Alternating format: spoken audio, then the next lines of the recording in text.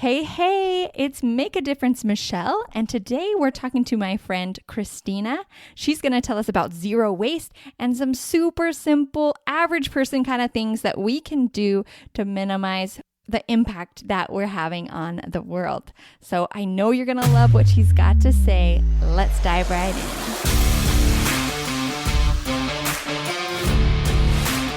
Welcome to the I Cut the Mustard show, where you'll learn how to stop stressing, stop stress eating, and start fitting into those skinny jeans. Because whether it's belly fat or bloating, stress stinks. But don't worry, you've got what it takes. You're sharp enough. You cut the mustard. Welcome, everybody. Today we're talking about zero waste, and I've invited my friend Christina. She's pretty excited about this topic, and we talked about it a lot together in our conversations, and I thought it would be a great idea to bring her on here and just have a little conversation in case many of you haven't thought about it very much either. That's where I was at. So welcome, Christina. Thanks for coming on. Thanks for having me. Yeah, I'm excited. Cool. Yeah, me too. So I just wanted to start by having you to tell us a little bit about yourself and why you or how you got interested in this zero waste topic. Okay, yeah, definitely. So I am a stay-at-home mom, and my husband, we kind of got interested in this topic when we were living in Michigan during his master's degree. And we had always been like environmentally cautious. Like we had, done our part, what we thought was, the best that we could do to, you know, conserve and reuse and recycle and all of the things that we think about when we think about, helping with climate change. And so we, for some reason, stumbled upon a book by a lady called Zero Waste. And now I'm totally blanking on the name of the book. I thought, I'll get it and say that, but now I've forgotten it. Anyway, I'll have to, say it another time. But so we just kind of looked through her book, and we're like totally average people. Like we did our part, but I think most people were trying to do what they can, right? And then it just evolved into this, like, what more can we do? Like we got to a point like we can do more. What more can we do? So that's kind of where we are right now with zero waste. Okay, cool. Yeah. So you had just been conscious and doing the recycling thing, and then you found this book that just inspired you to kind of move forward. So what are some of the things that you started with originally whenever you decided? I know sometimes we read books and we're like, I'm going to change the world, and we dive in, and then we're like, wait a second, this is harder than I thought. So what are some of the things? Was that your experience, or did you start a little slower? So I totally am that kind of person. Like I read it and I was like, we have to start now. Like today, at this very moment, I'm getting all the things. But we were poor. We were, I wouldn't say poor. Poor is relative. We didn't have a lot of money to spend on buying things that were more reusable or more environmentally cautious, But luckily, we lived in a place that was pretty supportive of that. I feel like Ann Arbor, Michigan is pretty up there when it comes to environmentally cautious places to live. So I was all in. I thought, I'm just going to do it all. And then pretty quickly, I got overwhelmed, like totally overwhelmed, and felt like, I can't do any of this. So I just need to stop, which is funny because the book I was reading, she talked about the same thing happening in her life. She like tried to do all the things, make her own paper from old paper scraps, like just real hard zero waste things to do, like time consuming and takes a lot of energy and a lot of focus and a lot of dedication. And sometimes life doesn't lend to that. Like we have lives where they kind of are going all over the place and unpredictable things happen. So she felt like I got to that part in the book when I was feeling the same way. And I was like, I'm overwhelmed. I got to stop. I got to figure out what it is that I can do piece by piece to get to where I need to go. So I did have that, oh shoot, I want to go all in, and then oh shoot, I don't know if I can do all this kind of thing happen at first. Yeah, I feel like that happens with a lot of us.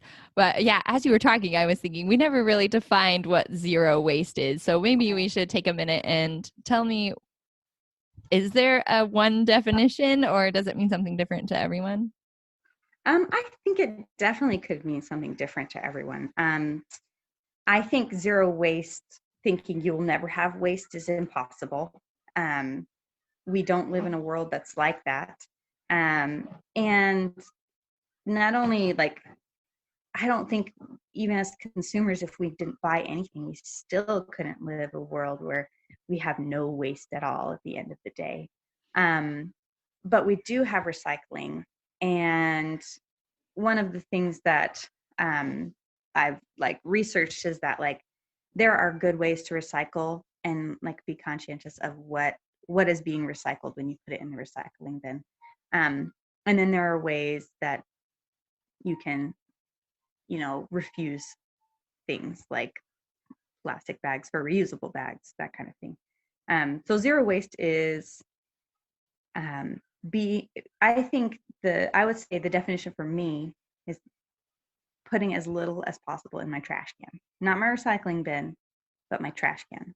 My trash can has, what can I do to lessen the amount of actual waste that's going into the landfill? Because the recycling bin, generally your area is doing a pretty good job of recycling the things that you recycle. But the goal is to reduce your waste, what you throw in the trash can. Okay. Yeah, that sounds like a good definition for everyone, just in general, reducing the waste that we're creating and defining that as what goes into the trash can. So I know in the past when we talked, you talked a lot about plastic, and before we really talked, I mean, I had thought about plastic before, but not in the same way. Like I don't really, I use my reusable water bottle and I use my reusable grocery bags, but I hadn't thought a lot about other plastic that I was bringing in and what was happening to it. And I thought that when I put it in the recycling, it was all getting recycled. But yeah, so maybe could we start by just maybe with an awareness of where is plastic all around us? What do we use it for? What's the big picture, I guess? So you mean like what kind of things use plastic and then what's being recycled, kind of like idea? Yeah, that sounds good. So, I mean, if you're not buying in bulk, and even when you buy in bulk, right, like the bulk section has the nice little Ziploc bags that you can put your things in and slap the sticker on and weigh it out, that kind of thing. But that plastic is still generally ending up in your trash can. I think from the research I've done, a plastic bag is used for 12 seconds and it takes 500 years to decompose, like not decompose, like to break down. So Yeah, wow. every time you use a plastic bag, it's generally only used for about 12 seconds. That's like, I mean, it could be a little bit longer or shorter, but you're not gonna use that plastic bag for 500 years for sure. Like, it's not gonna happen. So the things I think of when I think of like plastics that's not being recycled are any kind of film on your toilet paper. If you buy, dry beans, or like some types of plastic that, like milk cartons, some of them aren't recyclable. And it really, a big thing that happens too is you have to know what's recyclable in your area. So where I live, only number 1 and number 2 plastics are recycled. Now that's things like milk cartons, any like clear plastics, but not their tops. So the tops aren't recyclable generally, unless they have the number imprinted on them for recycling. Because lots of those tops are like colored, they're not clear top. And so the clear plastics are really what's recycled the most, because we as consumers like to be able to see what's in there, right? Yeah. And is that more like the clear plastics 1 and 2? Is that like bottles and those like Yeah, containers that you get your tomatoes in? Or is it more, yeah, you said, but not the films, like not what would be around my right. cabbage or something? Right. Yeah. So the stuff around your cabbage would not be recyclable. The stuff around, like, sometimes organic foods have plastic packaging on them. That's not recyclable. Um, the I don't know, any of your vegetables that have plastic or film around them is not recyclable. I mean, some company or some stores say bring in your plastic film and we'll recycle it for you, but that doesn't exist everywhere. And sometimes they only take the trash, the grocery bags that are their own, or generally just grocery bags, because they're a simple, I think I would say, like, in my mind, the best way to define is it's simple plastic. It's not a complex plastic where you have multiple layers. Multiple layered plastic is the thing that's not being recycled because you can't break down the layers. They can't recycle the layers because they can't separate them.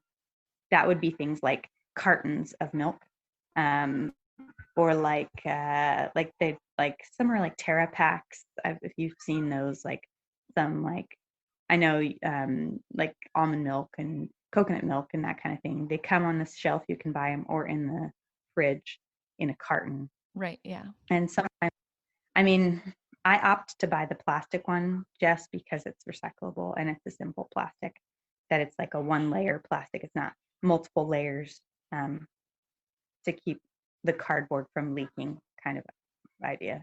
Oh, Because those okay. are cardboard with plastic on both sides of them. And you can't separate that out in a recycling process. I don't know. Yeah, yeah. So, do you have any numbers for us on maybe the impact of plastic? I think it's hard to think about maybe going forth from today. You can kind of start to pay attention to how much plastic is going on. And we eat a lot of vegetables. So, before our conversation, I thought, I eat a lot of vegetables. I don't buy a lot of Right. products at the store. So I thought, oh, I'm not making that much waste. But then when I started looking at it, I was like, oh, well, I have a lot of waste from the vegetables. And then I just started thinking about the toys, that those little cheap plastic toys my kids are bringing in, or the toys that we're buying, or, my water bottle breaks. So I just go buy a new one.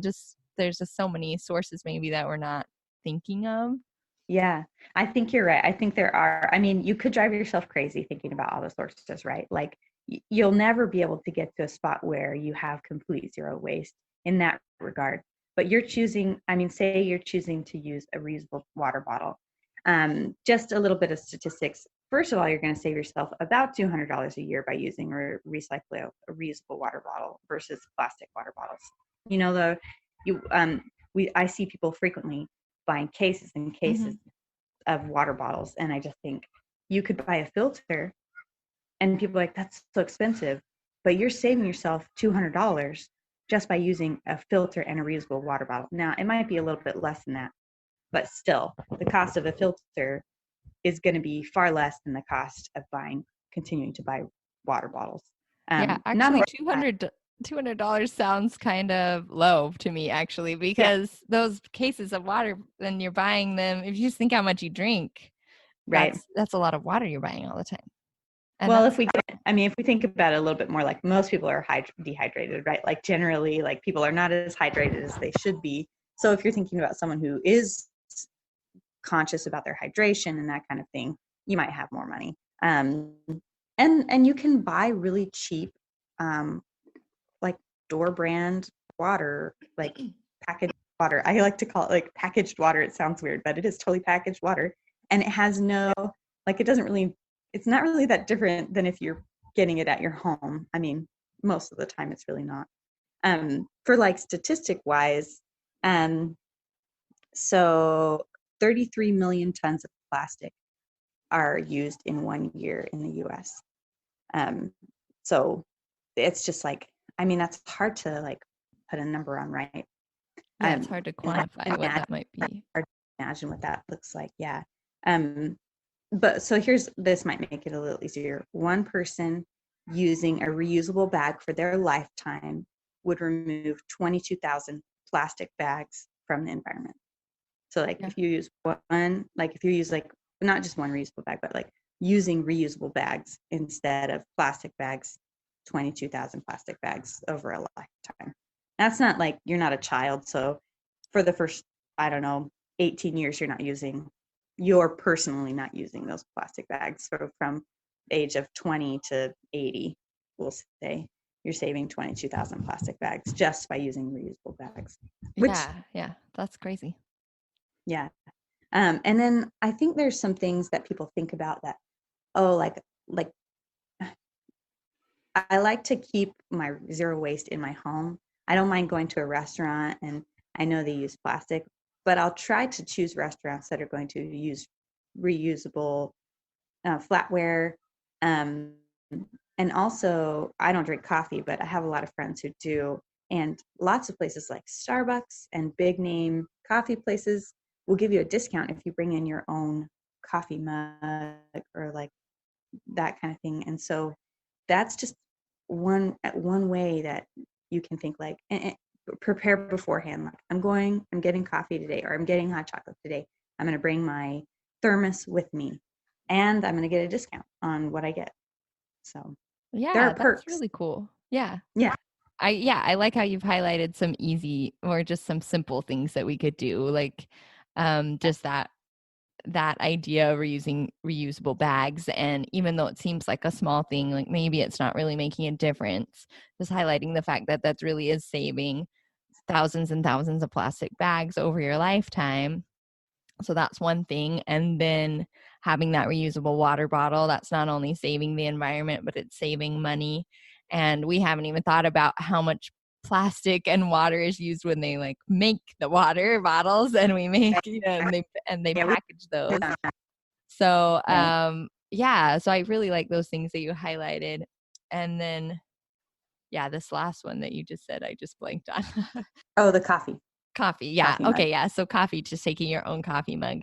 And I know you had mentioned taking your own bags to the grocery store for like the reusable or the bulk stuff. Instead of going and using their plastic bag, you can bring your own plastic bag or your own produce bags. Yes. Yeah. And I have just a quick, I mean, if you'd like, I have a list of just quick things that I think are like our I don't know, like producers, like people who are producing things are making it easy for us to be more environmentally cautious. For instance, reusable Ziploc bags. That is like when I see people using Ziploc bags, I think there is a better way. Reusable Ziploc bags will last so much longer, and generally they have a better seal. They're thicker, they're stronger, and you can put them in the microwave. They're much more leak proof. Not the microwave, the refrigerator and freezer. They're leak proof. So many positives to reusable Ziploc bags, and they're very inexpensive. Like to buy a pack of, Amazon, I don't love Amazon, but I do love that they have lots of options for, going zero waste. I've bought my reusable Ziploc bags there. I bought my metal straws there. We have, instead of using, just straws you throw away. And I think a lot of people are getting behind this reusable straws. It's super easy. I mean, you can buy thick ones, you can buy all different types. Another thing is paper towels and cleaning products. There are lots of cleaning products out there that are reusable. It just takes a little bit of effort on your part and a little bit of money, but if you think about the money you're saving in the end, you're going to be saving more money when you buy reusable things. The upfront cost is a little more expensive, but over the lifetime of the reusable product, it's not going to be more expensive. I bought my own cloth napkins at the thrift store, and we use those. We don't buy paper towels or napkins anymore. And people are like, how do you do that? What do you clean up with? I'm like, we always have rags on hand, right? Like they're so cheap. Our cloth napkins, pretty much no one used them before as they were brand new.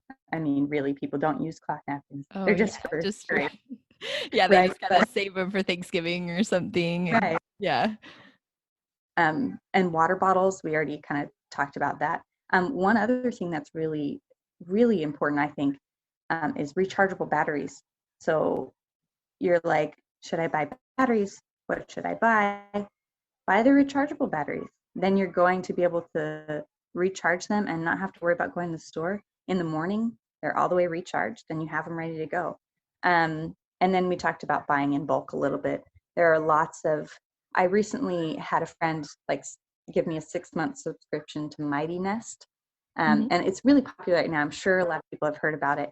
But my personal experience with it so far in the last 3 or 4 months is that it has given me some really great things to go zero waste and just sending it to me in zero waste packaging, and also with a card that says exactly how to use it. And it's really a great, like, just first step into, I'm interested in zero waste. I'd like to, buy some stuff from here, and you can buy a starter pack or whatever it is.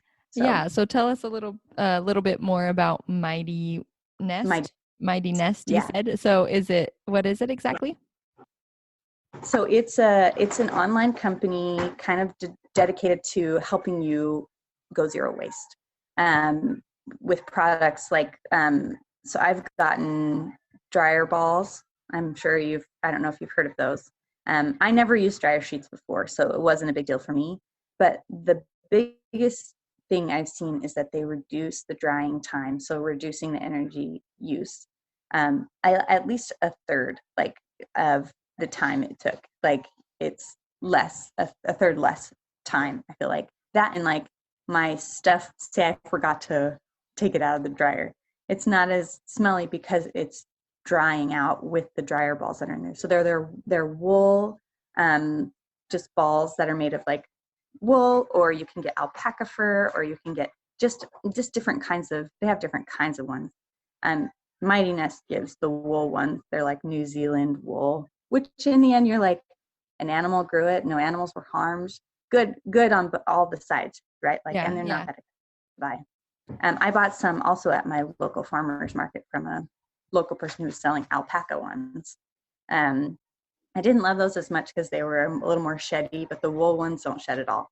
And then, let's see. So I've also gotten from Mighty Nest, oh gosh, now I'm like blanking on it. Danish washcloths. They dry quickly. The material, they're made of cellulose, so they're drying, and machine washable washcloths that are super absorbent. So they're just really kind of a interesting, they're not made out of cotton, just an interesting like material, but they work really well and they're great for scrubbing. I've gotten one other thing, but now I'm blanking on it. Is beeswax paper, which is like, you could use it in place of saran wrap, which is another plastic that recycled. So I have seen the beeswax paper, but I was sort of wondering where I would get that. I know Trader Joe's has some as well. I've seen it at Trader Joe's, and they have some. Mighty Nest has some. I haven't used it. Sorry, I didn't get that. A friend of mine got that, but she really, really likes it. I have also bought silicone covers for my bowls, and so you can find them in different sizes. So, I mean, this idea of replacing just one thing at a time, really. I mean, we are talking about a lot of things, but the idea behind zero waste is not to do it all overnight. I'm on my second year of heading towards, this idea of zero waste. And I think when we have the idea of what can I do to get to be more zero waste, and it takes time for sure. And I think it takes a lifetime, right? The lady's book that I read, she said, I think her name is Bee Johnson. That's her name. And she uses, their idea is like, they have 1 quart jar a year of trash. And I'm like, wow, that's amazing. Like, and she has 2 kids, but I'm like, I'm not there. I'm like 1 small trash can a week of trash. but I look at it and it's filled, and I'm not perfect. I forget to buy in the bulk section because sometimes it's hard to bring your own things and fill them up and have people give you the eye, or, like say like, this is too complicated. I can't figure this out at my, like checkout station, which generally now I just check out by myself. I don't ever go through a line. That keeps me from buying stuff, but it also keeps me aware of what I'm buying. I'm touching everything that I'm buying. So I recognize, oh, next week I'm going to try this, or next time I go shopping. But I think the biggest thing, like, takeaway from zero waste to me is like that I've learned is like, it just takes time, and you do what you can when you can, kind of idea. Yeah, that's I love that idea, and I love all the ideas that you've given us that are just simple ways that do make a big difference, but we could kind of all I can make up a list and put it in the show notes as well of all the things that you mentioned, that we could just kind of look at that list and say, what's one thing that I feel comfortable with trying right now? And maybe once a month or once a year, maybe you have that list on your refrigerator, and every once in a while you say, oh, well, I guess I could probably start doing that one. And it doesn't even have to really be an extra step. It's just simple lifestyle changes that you make over time. Right. And I've never been sorry for making those lifestyle changes. Like, and it didn't, and maybe this is just me, but it really did come easily for me. I have a washing machine, so why not buy cloth, like, napkins, like, and I bought double because I don't like to wash laundry all the time. I bought double, so I knew I would have enough for like 2 weeks or whatever it was, which doesn't end up feeling like actually being that much. But I think you just recognize what your limits are, and you say, I want to make a difference here. And there are lots of Pinterest things that say 12 months to zero waste or this or that. And I think some of those have great ideas on them. Ultimately, it comes down to what you're passionate about, and then deciding what it is that can help you get to that place. We haven't talked about this, but clothing is another I think we have talked about previously. Clothing is hard. Every time you buy something at the store, you could say no and refuse a bag, but it comes with tags every single time when you buy something new. Even when you buy it at the thrift store, it comes with tags, but less tags. So my idea for zero waste in clothing would be always start with the thrift store. And if you can't find it there, there's lots of online thrift stores too. So that's another. Yeah, we have talked a lot about clothing in the past because actually recently, speaking of laundry, when I'm doing my laundry, I keep thinking, man, back in the day, they had like their work clothes and then they had their Sunday clothes. Yeah. And part of me is kind of jealous that we can't wear the same thing every day. And that would not be socially acceptable because then my laundry load would be so much less. Like I would just have to spend so much less time on laundry. Right. Yeah. But yeah, so I know we talked in the past too about just cultural changes. Obviously, we're not back in the day, whatever. We just have two sets of clothes that we're wearing all the time and we sew them back up the second they get a hole. But what sort of cultural changes have happened recently that have impacted our clothing, and what impact is that having on the world? So the biggest thing I've seen is that shopping at the thrift store is cool. It's like the cool thing to do now.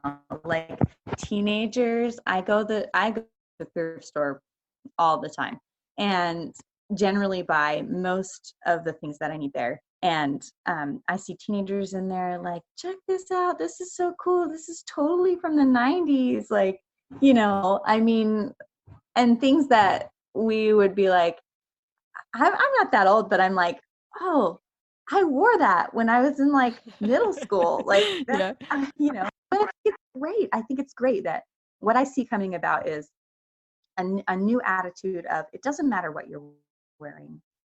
I care about who you are, not what you're wearing.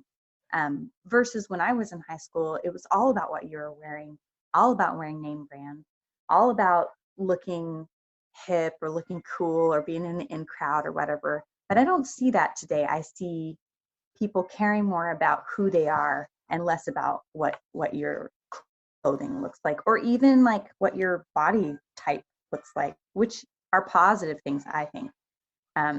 In a world where lots of people are dogging on the younger generation, I think the younger generation is doing some fabulous things.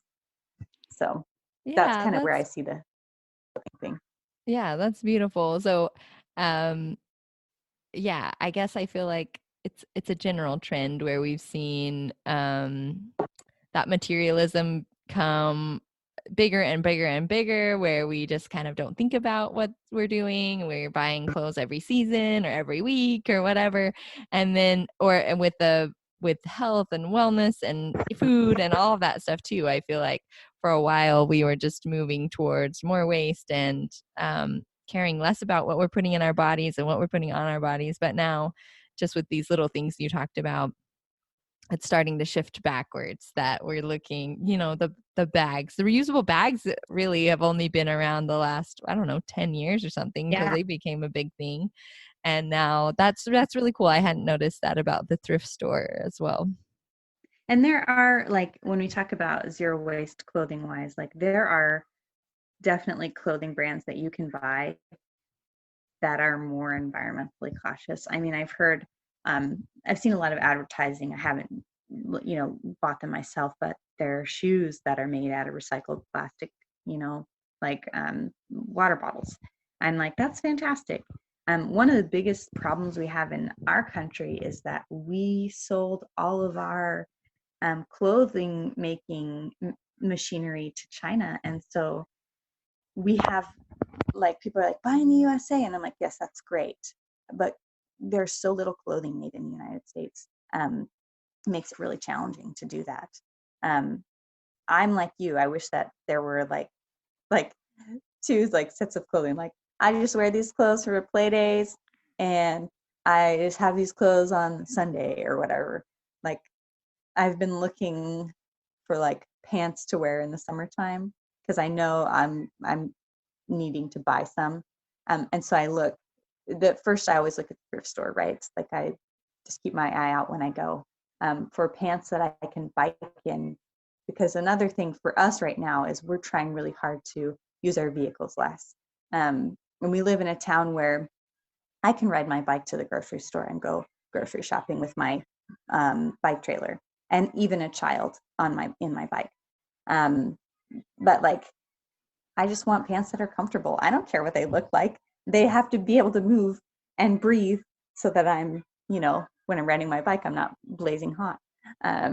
So like, having this idea that like, you don't need a lot of clothes to live your life. You don't need to have 50 shirts and 20 pairs of jeans or shorts or whatever it is. Like, you probably need 5 of each thing, really, and then have Sunday clothes, and then you're good, right?